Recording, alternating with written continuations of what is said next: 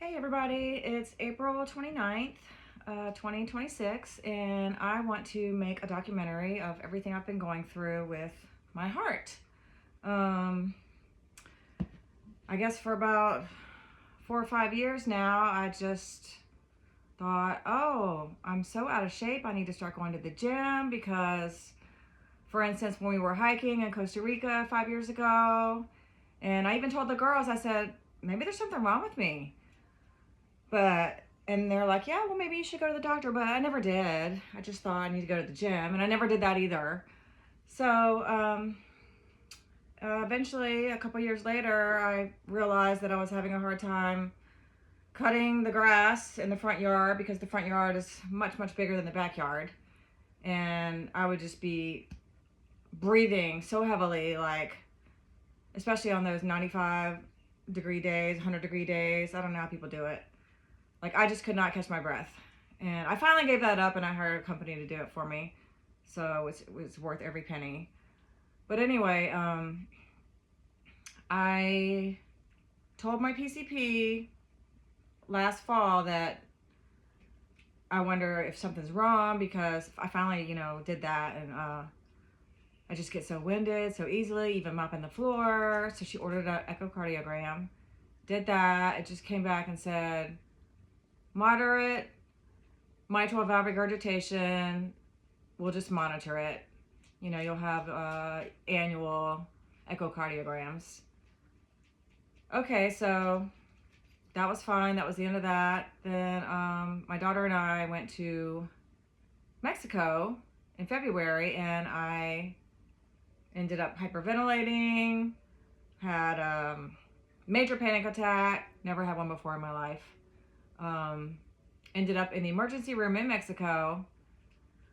I don't know, they gave me Xanax and sent me on my way. It was very scary. I just knew I was having a heart attack.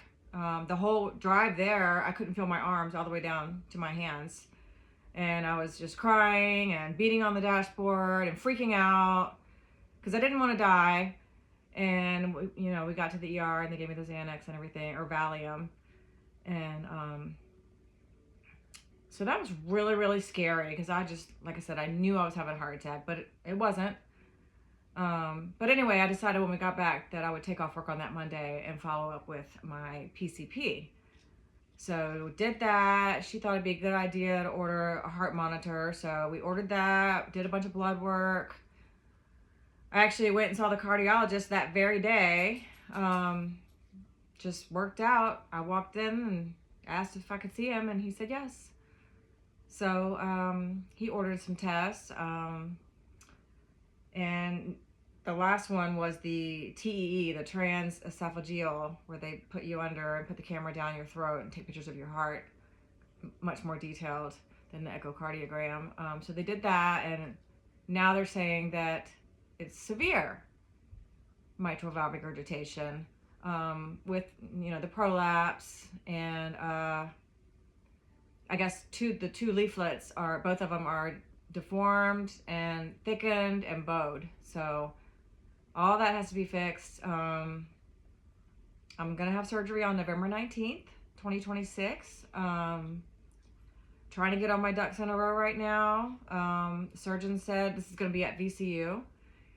He's going to try to repair it, but it is complex. If he can't repair it, then he'll replace it. It would not be a pig or a cow valve because of my age. So it would be the artificial, which would mean I would have to be on blood thinners for the rest of my life. Because, yeah, so the cow and pig ones, I guess they only last like 10 years. So it would be an artificial one. So hopefully, fingers crossed, that he can repair it. I have one more test coming up. The left heart cath test, just to make sure there's no blockages. That's going to be on May 22nd. So that's pretty much it for now. Take care, everybody.